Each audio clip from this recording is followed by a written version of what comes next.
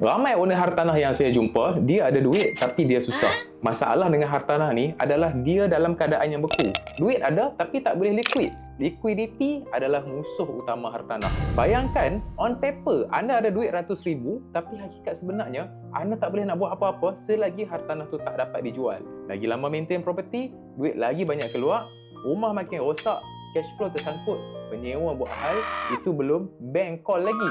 Kepala pening, hari-hari fikir dah tak tahu nak buat macam mana dah. Keadaan ni sangat biasa terjadi kepada owner yang nak jual hartanah. Tak kisahlah hartanah dalam bentuk rumah kediaman, komersial ataupun tanah.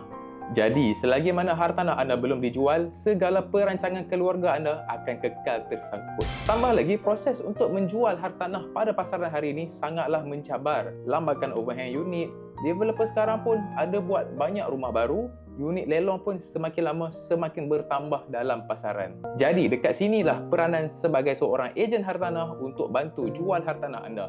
Setidaknya kami ada pengalaman yang akan deal dengan urusan penjualan hartanah setiap hari.